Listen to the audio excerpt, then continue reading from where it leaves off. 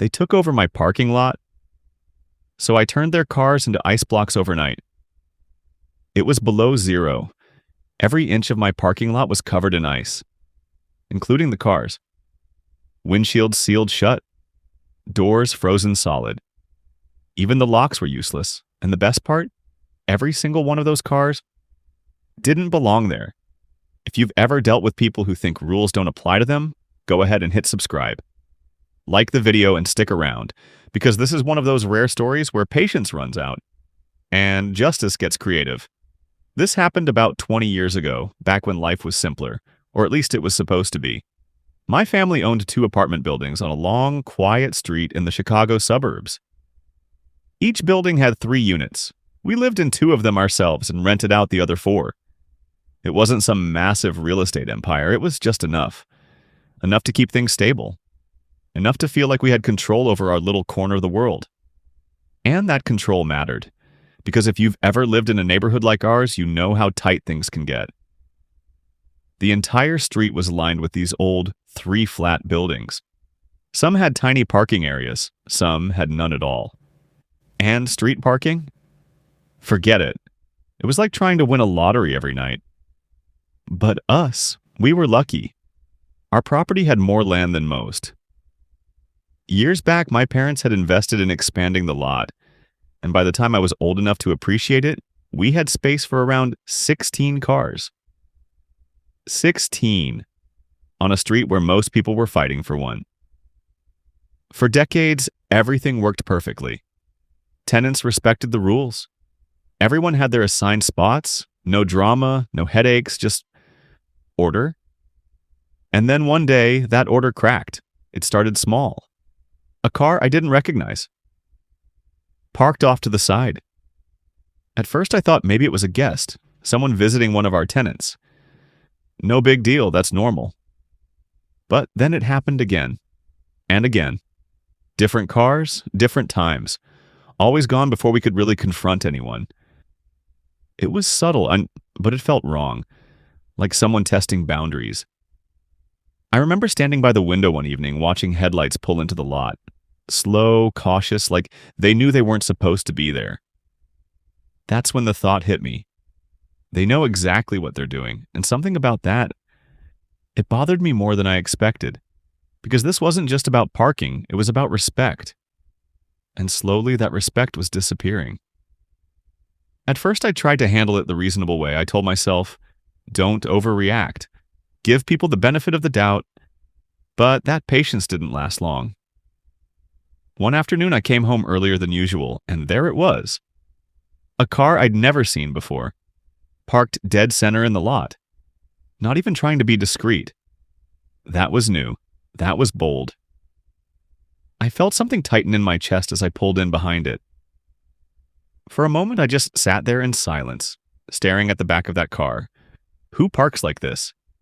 Who just takes a space that isn't theirs? I got out, walked around it slowly, almost expecting someone to pop out and apologize. No one did. So I made a decision. I parked behind them, completely boxed them in. If they wanted to treat our lot like their personal parking garage, they were going to have to deal with me.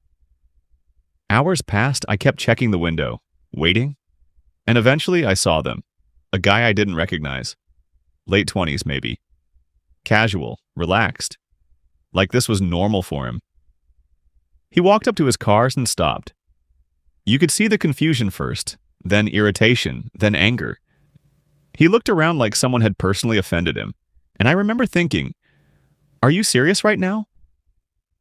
He knocked on a few doors, not ours. Then he came back to his car, and instead of coming to find the owner, he did something that still makes my blood boil. He got in his car, reversed, and drove straight through our bushes, right across the yard, branches snapping, dirt flying. No hesitation. He just left. I stood there frozen, watching the damage. And in that moment, something shifted. This wasn't carelessness anymore. This was disrespect. Blatant, intentional, entitled. I called the police. They came, took a look, listened, and then gave me that look.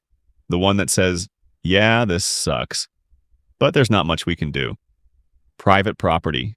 No clear identification. No proof beyond what I saw.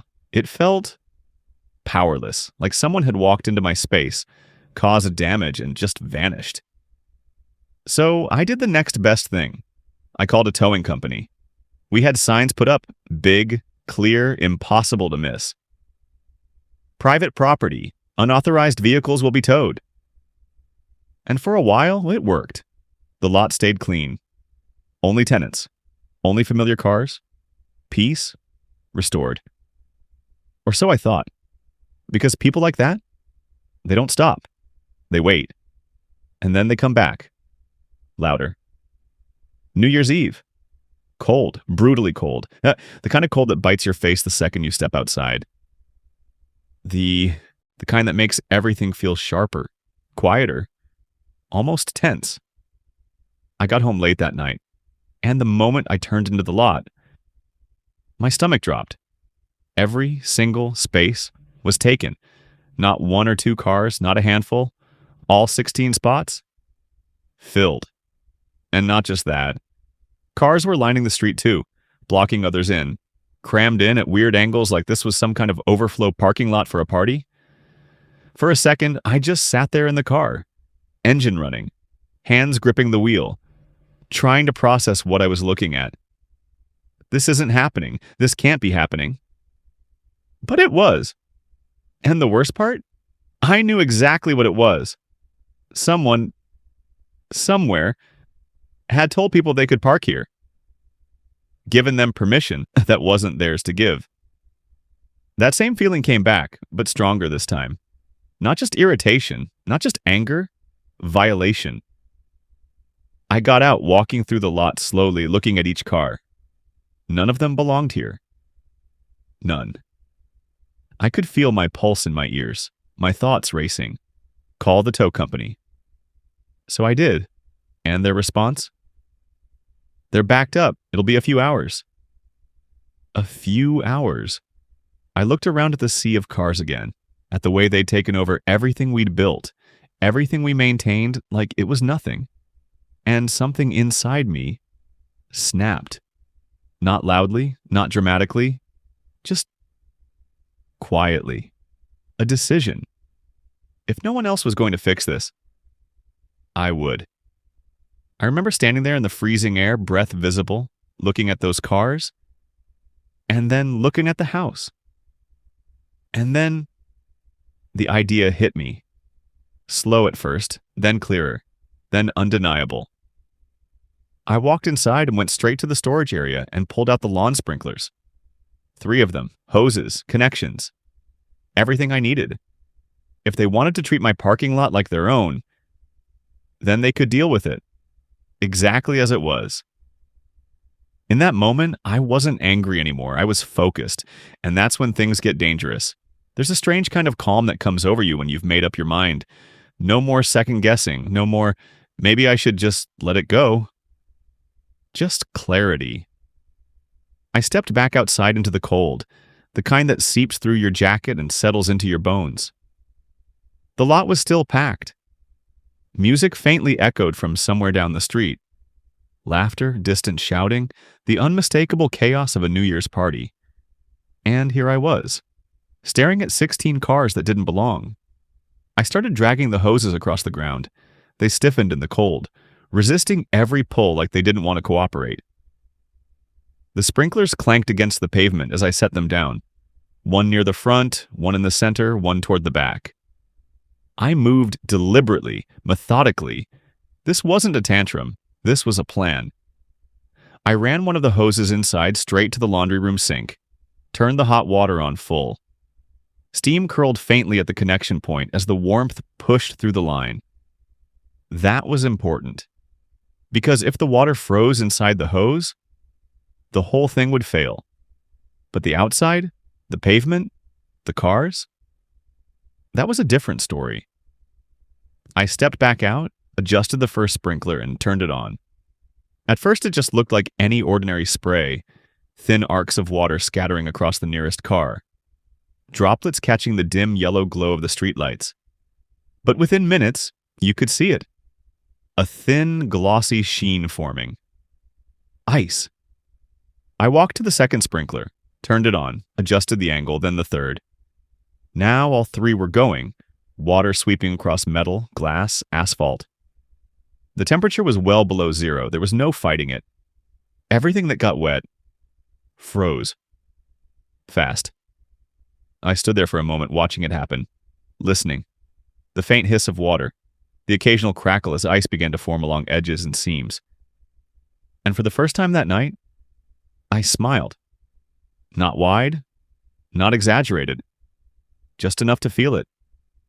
Then I got to work. Every 30 minutes or so, I went back out and repositioned the sprinklers, shifted their arcs, made sure no corner was left untouched. The cold didn't bother me anymore. My hands were numb, my breath heavy, but my focus kept me moving. Each pass added another layer, another coat, another barrier. I made sure to hit everything, windshields, doors, tires.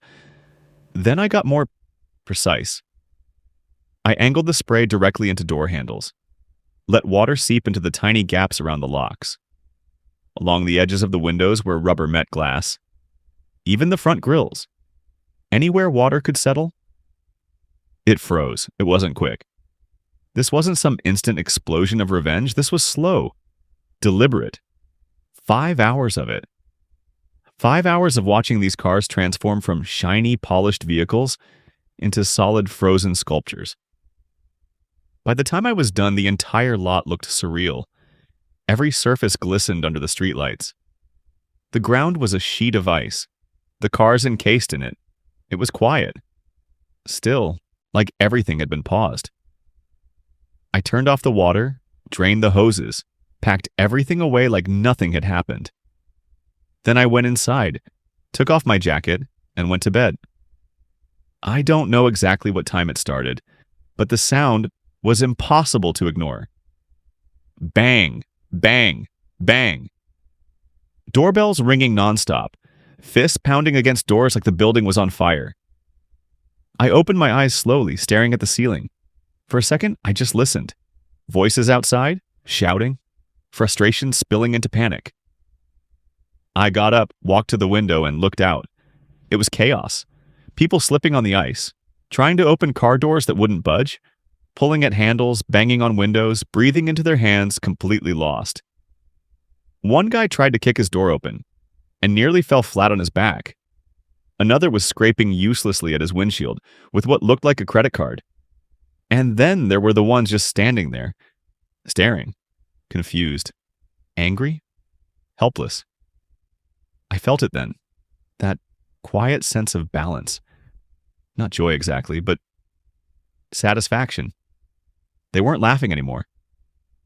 I let it go on for a bit. Then I picked up the phone and called the police.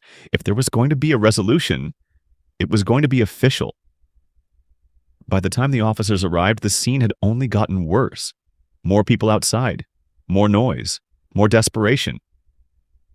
I stepped out to meet them, the cold hitting me again like a wall. One of the officers looked around, and I swear he had to fight not to laugh. "You the owner?" he asked. I nodded. He glanced at the lot again. "Rough night, huh?" I didn't answer that. Instead, I pointed. "None of these cars belong here."